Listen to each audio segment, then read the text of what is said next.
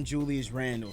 The question is, do you think he can be the guy to be the leader of this team, the number one option on this 100%. If you talk to some Laker fans, they'll say like, "Damn, they regret letting. They him, like Randle. Yeah. They regret letting him go." He's a good guy. He's got a chance now where everything didn't fall the way people thought it would. He's now in New York City, and he's the best player on the roster. He's got a chance now to change how his career could go. Facts. All right, final question of the night. We didn't get Katie, we didn't get Kyrie, we got Julius, The better player. We might be the only. I'm Homer hard right now. Yeah, man, let's go. Homerism it is, right? Because the league kind of shitted on that deal. They They didn't really give us credit for it. And you know it's kind of crazy, right? Because had it not been this free agency class, Yeah. you get a guy like Julius Randle at 24 off the season he just had. That's a great. Listen, I'm telling you, that's a great contract. When I saw it, I'm like, I can't believe that. I thot you would have to max him, or at least get him years, get him more years at least. I thought we were gonna have to overpay. Yeah, because even let me be honest with you, when he left the Lakers, and I was like, oh, should we get Julius Randle? I think I remember saying last season, I was like, oh, he's gonna be a little too expensive because of what he did with the Lakers, and I don't know if we can afford him. Right. And he signs the Pelicans for like $9 million. He did that for 1 year, right? Yeah. So I was just like, whoa, wait a minute. He signed there for $9 million. Wait, what? The Knicks didn't call him? Wait, what? That kind of felt stupid. So now that he's here on a reasonable deal, he's like, oh, okay, well. Now, I mean, KP's gone. Yeah. No melodrama. There's nobody. It's him. The spotlight is on Julius Randle. So the question is, do you think he can be the guy to be the leader of this team, the number one option on this 100%. This is even Homerism. I got a breaking exclusive. We were at so I was at this back to school event that he did in Harlem. Right. And before we even get there, we've already seen how he's embraced it, and not the over the top and his canter embrace, where you could tell it's almost facetious and like he's too into it, but very measured. Like he came with a Dipset jersey at Vegas Summer League. And I think he said the right things, and I've liked how he's approached it, right? And his wife was there. So I spoke to his wife, and she, without even me prompting anything, she said, you don't understand. He's been talking about being at the Garden forever. Really? And it felt it really felt genuine. It didn't feel like, another guy is, I can't wait to be in the Garden. She was like, you have no idea how much he's wanted this. Yeah. And he really does strike me as someone who, found himself now in a situation that few players find themselves in. New York, LA, these crazy markets, crazy fans could propel you to like an insane level. We did it to KP. You know what I mean? We took KP to such a higher level than maybe his play deserved. Imagine Giannis here. Imagine Jokic going through what we would have been praising him like. Right. Julius Randle, everybody wants to do well, become a star in the league. He's got a chance now where everything didn't fall the way people thought it would. He's now in New York City, and he's the best player on the roster. He's got a chance now to change how his career could go. Facts. And that's what I was going to say. You're saying, like, everything didn't fall for us. Everything hasn't fallen for him. Right. And if you think about it, too, like, his rookie year, he's really like a redshirt year. He got injured. He got the injured one game, I think, the first right? game in, right? And every year he's gotten better and better and better. Last year, 21 and 9. Under the radar in a way, too, under right? The radar. Yeah. Very under the radar. 21 and 9. Had a couple triple-doubles last year, a couple 40-point games for the Pelicans last year. 45 on Enes Kanter. Yeah. Boom. 40% from three, almost. Close to it. Exactly. So I think what happened was he fell into a lot of, like, bad situations. Like, with the Lakers, he got better every year, but he fell into that free agency. And they were on the other two for years. They've been preparing LeBron. They wanted Bron. They wanted Paul George. And I think also the emergence of Kuzma as being the more versatile stretch four that they were really looking for with Bron coming in. Right. It kind of pushed him out in terms of getting that max bag from the Lakers. Exactly. And if you really look, if you talk to some Laker fans, they'll say like, damn, they regret letting him. They like Randle. They regret letting him go. He's a good guy too, man. Like something about his vibe. Like, I go put too much in this, but just watching him in Harlem with the kids, like, it really felt real and genuine. Like, he's genuine, seems happy to be here. I don't think he understands how much New York's gonna ride for him. Here's the thing: we're talking about career opportunities lining up. We will make this guy a top 5 All-Star vote getter. That's what New York is. We will propel him if he shows what we hope. If he comes in here 24 and 10, I want to see kind of like what we saw. I mean, I don't think he's this good yet, but if you can kind of see what we saw from Stat in 2010 when he just came in. That was monstrous. Insane.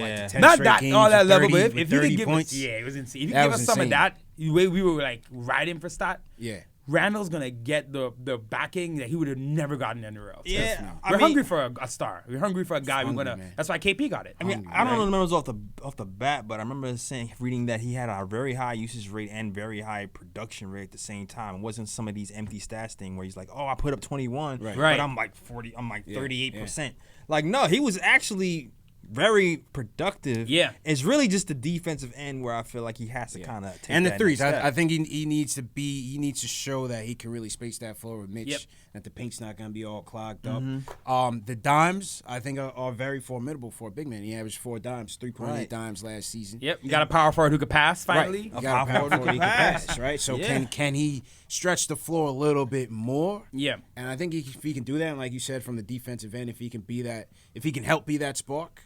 You know him and Mitch are going to be on the boards. That's one thing. Yeah, they're that's gonna the be thing. on the boards. You gotta love that we got. I mean, don't get me wrong. Shout out to Cantor with the rebounding at least. Right. But KP was a weak rebounder for years. We got guys now who can go out there and get boards. And Mitch got so much better near the end of last year too. That's a fact, and I think you hope he takes that next step. I read something that said he's actually looking at film, trying to figure out where he can improve on that side.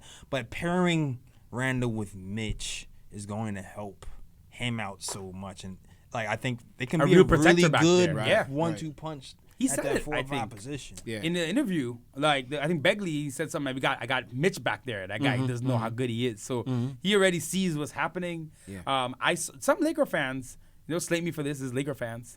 The last year he was there in LA was probably his best defensive year, they said. Because I was kind of looking in to see what, like, you don't remember stuff from years ago. So I want to see what the fans were saying. They said he gave a lot of Draymond Green light vibes that year. Luke Walton gave him credit for that. Yeah, and then he went to New Orleans and maybe fell off a bit. But it's like we said before, right? With these guys, it's that balance. Alfred Payton, we saw better defensively. His offense picked up a little bit, so his defense fell. Right. Randle, definitely the last 2 years, he's been focused on his game. He's expanded it so much, lost mad weight. Yeah. Dude is like cut. He's ripped up. He's ripped. Like I saw him in person. I'm like, he looks, I don't say skinny, but he's lean. Like he's not gonna be this big, but he's gonna be running. He's gonna be doing everything. So and he's still strong. So he's worked. He's definitely every year, bit by bit, chipped away. And now at 24, man, that's a great time to get him in. You got him on a 2-year with the option. You're gonna get him from maybe the best or either the best era of his career or like the second best time of his career, depending on how he is, late 20s. But I love the contract, man. You could do much worse than getting Julius Randle after what happened this summer. Definitely. He's gonna embrace it. I'm ready, man. I think this is gonna be his best year of his career. Yeah, man, I'm just hoping we get him at the right time because it's people who come up from other people, and they go on a new team, and they have potential here, and they go on another team, and they just hit that next thing. Once they like poke it, I'm just hoping. I'm like, funny you said James that, Harden. I know James Harden, man. Funny you said that though, because if I could actually see Randle being that guy here, right, being like the one rare time where the Knicks actually got a guy who developed 2 other places, and then we got the benefit instead of us being the one at the tail end, tail end of the prime. Right, we didn't get him at 28. Right. We got him at 24, man. 24. And he's like a young vet. He got the right attitude. And I mean, me and my mom was talking about this. He's married with a kid. That's good. Oh, hey, settle down. You stay off this NY streets. Don't look the alcohol. Too litty. No situation. Well, I think you could also, like, my wild card lineup, right, could be. Ooh, I want to hear it. I'm dying to hear this. Let me see. RJ at the 1. Okay. Dotson at the 2. Knox at the 3. Morris at the 4. Go Randle at the 5. Go small ball, right? Man. Go small ball. Yeah. Go small ball. Let it be a nice little mix. That's gotta be. See, another thing we're gonna talk about Mitch real quick is that people seem to already expect Mitch to now be ready for 82 games. Yeah. Like, Mitch missed a month and like 6 weeks with that durability ankle is always injury. gonna be a question for His me. foul trouble, I saw him in summer league. He was being wild. Now we do think he might have been playing around a bit because summer league, but he was still being kind of wild. You hope he doesn't regress because he showed promise at the end of last season. That's the thing with DeAndre when the mentorship happened, he showed a lot, but. It's still a big jump for him to go immediately now to 82 games, 35 I think we minutes need a game to temper our starter. expectations of Mitch. Because we've been going crazy with. I'll be honest, we've all been going a little crazy with Mitch. Right. Like he's gonna come in 15 and 12, 3 blocks a game immediately. Like he's still gonna have some of the little struggles he had at times. Yeah. It's not gonna be, growth is not just that; it's up and down. So I wouldn't be shocked to see a little small ball Randle at the 5. Morris Imagine him at the the top, taking the center off the dribble. At the 3. Yeah, That's man. a big lineup, but it's still athletic enough to get up and down the court. Yeah, I mean, I guess it depends on the matchup because I know he has problems with the post. Yeah, I mean, listen, his always knock was that he has short arms, he has trouble defending at the rim. I get it. I'm just saying in a spurt. Yeah, you need that offensive firepower. That's just go back to Fizz. That's what I want to see from Fizz, right? I see the great teams to me always had ideas of spurts and lineups and timing. Like, I'm gonna kill them right now with this 8-minute run. I got these guys for these 8 minutes. I know I'm gonna do. I want to see that because to me that really shows that you know your team. Like that lineup you just brought up, right? I could see that lineup being insane for a 6-minute stretch. Right. What if that's the third quarter? We've had struggles in the third, so let's say we come out after 4 minutes in the third quarter. Boom, Fizz runs that out, kill them before the fourth. And it works. I would love. That's the thing that's gonna get me excited about Fizz and about the roster because I think you got the parts to make things like that happen. You got so many parts. You got everything. Yeah, it's like a build your own lineup, choose your own adventure. So true. If Fizz is doing it right, we're gonna see him find these little pockets of like, oh, this little 3-minute spurt. I got this mad defensive line I could play. This mad scientist thing I could do for this. I want to see that. That's gonna get me so excited. Yo, it's interesting. I was reading someone that was talking about Pelicans lineups. Pelicans lineups, and it had like They had Randle running the show and surrounding him with shooters. I love that. I love that, man. Like, yeah. And seeing as we have like 600 shooting guards as well, we can make it happen. We can have a shooting guard. You can have a Zoe and Dot or Wayne or whatever. Yeah. Knox. A lot of different ways. Yeah. That's what I'm saying. There's options, which is why I would be disappointed if I don't see. Because we talk about experimentation. We don't want to see him overdo it with just the in and out. But I do want to see him lock into some things that he believes in and makes sense. And I want to see him ride it through and not just change it because one thing went wrong. You know what I mean?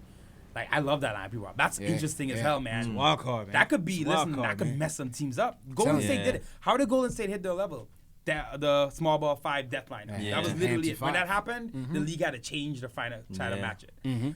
D'Antoni back with Phoenix. You know what I mean? He figured out this with Barbosa and Nash. He had that in the backcourt sometimes, figuring some stuff out. Diab at the 5. Like, Stat played 5 a lot too. So let's see. I want to see. Let's get to that, Fizz. We got the parts to do it. Man. Yeah, we got the parts to do it. All right, so that's to wrap up the first edition of the podcast live in studio, downtown New York City. CP from KnicksFanTV, my man JL's from Nick of Time Show, and special guests.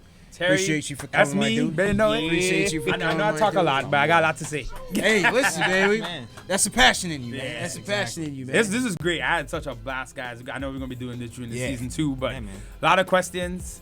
And we're gonna have you covered. Let's just say that. You don't have to worry. We're gonna answer them as best we can. So make sure you guys subscribe to the channels. Check out the other content below. And we'll check you guys next time, man. Peace. Peace.